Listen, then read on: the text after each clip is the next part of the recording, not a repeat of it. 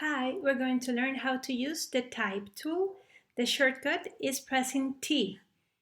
Is the tool that we have just at our left. Now, how does it work? There are two ways of using the text. Now, I'm going to show you the first one. You're going to select the tool, Type tool. Then you're going to click on the artboard, and as you can see, this text is going to appear. This text is called Lorem Ipsum.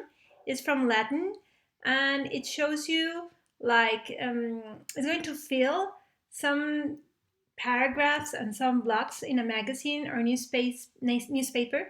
Meanwhile, the article is written, okay? So it doesn't mean anything, and when you have it in black, you are able to write down whatever you need, okay?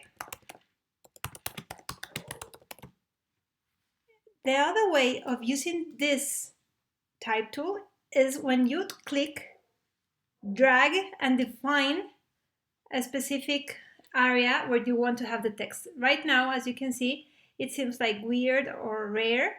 In my character window, the one that I have at my right, it seems that the leading is this one, the separation between each line is too close. So I'm going to put out of, and here you have it. If you don't have this window, don't panic. Remember that it's a window, so you can go to the top menu, Window, and then go down and select Type, Character. This is how you're going to have this window open. The other way is when you're selecting T, at the top menu, where it says Character, you're going to be able to transform. As you can see, I have some extra tools right here, are the same that I have right here. In case you are, I don't know, when you open the window and you have it just this, remember that always on the corner you're going to have an extra option. When I have the text like this, sometimes this red box appears. I'm going to get closer to show it to you. This small box is telling me as a designer that there is extra text but it's hidden. If you want it to appear, I don't know, to make it appear, how are you supposed to do it? You are going to drag one side of the box, and here you have it. As you can see, when you are adapting the box, the text is going to be adapted to the shape of the box. Why is this one so different from the other one, from the first one? Well, I am changing right now, and what is changing is the position of the text. If I try to do the same thing with the first option, take a look what's going to happen. It transforms, right? You can make it smaller, you can transform it, you can make it taller, smaller, whatever you need. Usually when you use this one is when you're doing, for example, one line or a logo and you want to get extra characteristics and extra details, okay? As we remember, each time we are using a tool in our toolbar and we have a small triangle at the corner, it means that we have extra tools. We're going to start with this one that is called Area Type Tool. Area Type Tool means that an area is going to fill up with text. I'm going to use the pen tool. You already know how to use it. I'm going to draw, I don't know, something like this. It's really abstract, right? And as you can see, it is closed. I'm going to select the Area Type tool and then I'm going to click the corner of the figure and it's going to be filled up with Lorem Ipsum. Of course, if you want to change it, remember that right now I'm writing, I don't know, no sense at all, but here is how you do it. The other way is that you select another figure, for example, a circle, it's already closed, and you come here to the toolbar and select Area Type tool, click again, and this is going to happen. It's going to have the shape of the circle. If you don't like the font that you are using, there are two ways of changing it. One of them is going to the top menu. In my case, the name of the font is Skia. So if I want to change it, I'm going to click. I'm going to be able to select the one that I prefer. I don't know. Let's see, this one, okay? If I want to change this other one, I'm going to come to the top and I'm going to show you the other way. I'm going to Window, Type, because I guess I closed the window, yes. I can come here again You have a preview of the font, and that's fabulous because you are going to be able to select the one that you really need. I'm going to select this one. If you want to align the text to the left, to the center, or to the right, you have to come to the window that says paragraph. Here you're going to have the options to align the text wherever you want to. The first three are commonly used in Word by Office. The other four are going to define how do you want the last line, if you want it to be to the left, to the center, to the right, or justified. When you select this one, you are going to find out that there are empty spaces. In Spanish, they're called ríos, rivers, and it means that it's not exactly too nice to see through, okay? So my suggestion, if you're going to use this one, try to use this option or this one. Another example that we're going to use about the type tool is that for Aria, it has to be closed. Type on a path tool is going to work on paths. As I already have done a circle, I'm going to use right now a star. And I'm going to draw it here.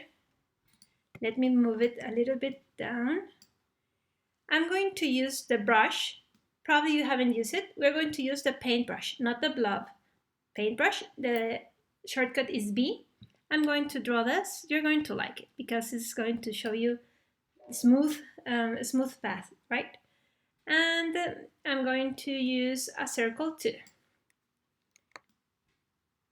I'm going to start with the star.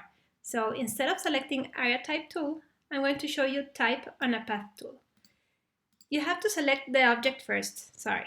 Then you need to come to select the tool that you need, and you're going to click just around the figure that you have already done. I'm going to change the font, and I'm going to select this one. It looks pretty cool, right? Because it's going to adapt to the surrounding of the path. In this case, that is a figure. Now, if you don't want to use a figure and you want to use, a path or something that you have done with the pen tool or with the brush tool, it's going to happen the same way. You need to select it and then you have to click it. There is something that most people don't know about this tool, and I'm going to share it with you. When I write down, click here, I'm going to write down Brenda Serrano. You're going to find out, I'm going to close the window, okay? You're going to find out that there are like these lines and you have no idea how they work. So I'm going to duplicate it. Let me duplicate it to the side. I have the text outside the circle, but how about if I want to have it inside, you know? For example, if I move it all the way here, how about if I don't want it like this? This first line, I'm going to get closer. This one is going to define me where the text is going to start. As you can see, the arrow is pointing to the right. This one is telling me where the text is going to end. It's pointing to the left. Okay. But how about this one? It has an arrow that shows to go up. So when you hold the mouse and drag it, this is what's going to happen. You can see that it's going to be inside the circle. You can move it to this area, for example. I'm going to move this other one. This is like this. And of course, the result is going to be different from this one to this one. And this is how it works. If you don't like it like this, you can select again this one, the one that has the arrow to the top, and you can hold it and drag it to the outside. As I don't have more empty space on this page, I'm going to add another one. You already know how to do this. It's really easy. There are another tools. We have 4. So I'm going to select the vertical type. What it's going to do is that it's going to write down in a vertical position. I'm going to get closer so you can have a better look of it. And here it is. Brenda is really, it's not so easy to read, but if you need to do something, I don't know, in a Japanese glyph or Chinese, this is the way it's going to be really helpful. I'm going to create another circle and I'm going to select vertical Aria type tool. When you click it, I'm going to write down hello my students is going to be written from right to left and from the top to the bottom.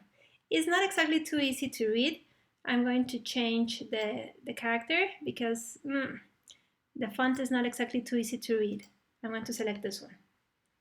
And of course you can change the leading. I'm going to make it like this. But the leading, instead of using one above other, is going to define the distance that you have between each column, right? And the other difference that we can find with a vertical type on a path is the following. Yeah, I'm going to draw again this path. And when I select vertical type, it's going to be different from the other one. Take a look how it's like laying down through the line. And in this case, it's over it. I'm getting closer so you can take a look to it. I'm going to write, let's see, I'm going to write down a word using type tool, word. I'm going to select another font because why not? We have a lot of, I like this one very much. So I'm going to make it bigger. If you like to make it bigger and to keep all the proportion, you have to press Shift. Or if you want to change the size and not using the mouse, you can come to the top menu and define the size using this. There are different sizes, and if you prefer another one, for example, the last one is 72, I can type down the number that I prefer and press enter, and here I'm going to have it. If you want to change the color, remember that we have fill color and we have stroke. This means that I can place, instead of black, I'm going to put it in pink, and probably I'm going to have an outline. Take a look at what is the result. This combination of stroke and fill looks better if you have a stronger font, not exactly this one that is handwritten. Maybe a strong one will be Arial, Helvetica, or how about this one? Let's see the other one that I was going to choose. Let's go down. As you can see, there I have a lot of fonts because I am continuously designing, but it's up to you how you want to manage it. As you are applying a line or a stroke, you're able to change the weight of the line. It's not so common for logos. It doesn't look good because sometimes it makes it hard to read, but I have to teach it to you because probably you're going to need it if you're doing something artistic, for example. So you already know how to apply color. I'm going to change it. I'm going to put it yellow. You already know how to apply a stroke. And there is a missing tool that I haven't shown to you. It's the one that is called Touch Type Tool. How does it work? Well, it says click on a character to start. I'm going to select this one. As you can see, all of them, they're not selected. So I can move this one and place it, I don't know, to the top. And when I deselect it, it's going to be part of the same text, but it's going to be in a different position. This is how it works. I can assure you that in the past you have been using PowerPoint and sometimes you select a beautiful, beautiful font. And when you share it, your document, the person who receives the file doesn't have the same font and it changes to Courier or to something that is not exactly the most beautiful font. I'm going to write down font. Let me change the font because this one looks like Comic Sans. Oh, it's Comic Sans. I don't like it. I'm going to select this one. I'm going to duplicate it. And if you don't want to leave, what happens when you are doing like the PowerPoint presentation with this beautiful font and then somebody else doesn't have the font and so on? The same thing is going to happen to you in Illustrator. What do you need to do? This is a text. Arial is a common font that probably everyone has on the computer. But how about if, I don't know, you are sending the file to a small country in Africa and they only have Courier, Comic Sans, Helvetica, and Times. So you're going to be in big trouble and you want them to share this information in a specific format. I'm going to press Command Y. When you see it in black, it means that it's a font. So what I'm going to tell you, about to tell you, is really important. Each time you make a design, an advertisement, a billboard, a logo, you have to convert it or create it outline. How can you do it? You're going to select the text. You have to be sure that there is no change at all. You're not going to change it and say, oh, I wanted to say fonts instead of font. Or I wanted to put fontaine and it's not font, okay? Once you convert it into a drawing, there is no way back. It's going to become an illustration. So you come to the top menu, type, and you're going to select where it says Create Outlines. The shortcut is Shift Command O if you have a PC, Shift Control O. You're going to say, Brenda, they look alike. Of course they do. Press Command Y. And guess what? This is an illustration. This is text. If I click it, I'm going to be able to add text. If I click this one, there are paths. And because there are paths, I'm able to do something else. Command Y again. I can transform it. I can come with the drag selection tool, and I'm going to change this. Or I can change the size. I'm going to the top. I can make this area around it. Just that area. I can make this one shorter. Oh, let's see. No. Like this. It's like crying. Or I can make this disappear. Smaller. Let's see. Like this. This is just a recommendation for you each time you share a document because you don't want people to lose the information that you're trying to send. Okay? So remember, and when finishing, convert it to an illustration. As a suggestion, and I'm going to finish right now, always have a copy with the text that you can edit, and the last one that you're going to share, it has to be converted into paths. So you have an original that you are going to be able to change, add, delete, fonts, text, whatever you need, and the other one that is going to be a complete illustration and nobody else is going to be able to edit or transform it. Well, thank you. I hope you enjoy it and practice. Bye.